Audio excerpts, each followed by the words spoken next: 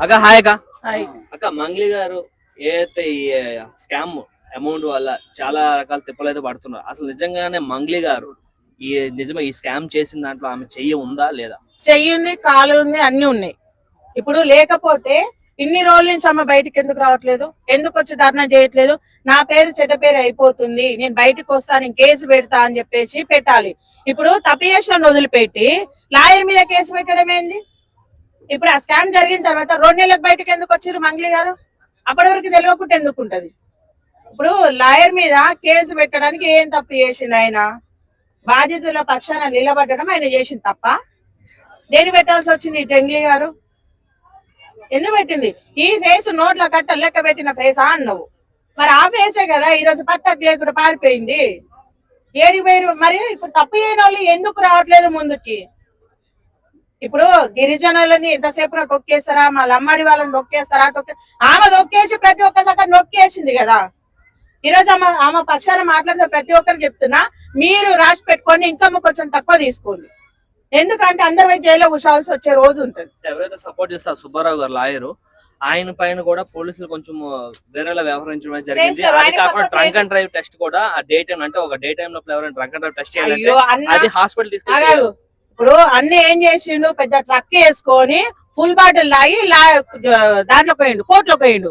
మరి ఆపి చేయాల్సిందే కదా. అంటే డ్రంక్ అండ్ డ్రైవ్ అనేది ఎప్పుడు కూడా నైట్ టైం లోపల బయట హాస్పిటల్ పోయి చేయాలి కదా. అది నేను చెప్పేది కూడా అదే. ఆయన కోట్ వేసుకొని స్నానం చేసి మంచిగా పేపర్లు పట్టుకొని ఓ ఫుల్ బాటిల్ లాగి లారీ వేసుకొని కోర్టులో పోయినట్టు ఆయన ఆపి మాత్రము ఆయన అక్కడ ఆపి టెస్ట్ చేయాల్సిన అంత తప్ప ఏమొచ్చింది? తాగి సోలినాడు, హాస్పిటల్ పట్టుకోవాలి. మరి అదే మంగ్లీ గారికి ఎందుకు చేయలేదు? మరి మీరు ఇప్పుడు ఇద్దరు బాధ్యతలే కదా. సరే మీరు మొగోళ్ళు చేసారు, ఆడలతో చేపించేది ఉంటుంది, అదే పని. ఆడోళ్ళు మొగోళ్ళు సమానం అన్నారు కదా, మరి అదే మీడియా ముందు మరి మంగ్లీ గారు కూడా చేసేది ఉంటుంది. ఆడలు తాగట్లేదా? తాగండి. మరి ఇన్ని వైన్ షాపులు ఎందుకు అవుతున్నాయి? అందరు తాగుతున్నారు కదా. మంగ్లీ గారికి ఆడే సపోర్ట్ ఉంది, రాజకీయ బలం ఉంది, ప్రతి ఒక్క సపోర్ట్ ఉంది కాబట్టి ఏం చేసినా నడుస్తుందా? బాధితులకు పైసలు తీసుకొచ్చేయరి. ఇప్పుడు ఇంతమంది ఇండస్ట్రీలు ఉన్నారు, మరి అంతమంది పేరు చెప్పండి. ఓన్లీ మంగ్లీ గారి పేరే చెప్పాల్సిన అవసరం ఏమొచ్చింది? వాళ్ళకి పైసలు ఇవ్వండి, ఇచ్చినా ఎందుకు చెప్తారు?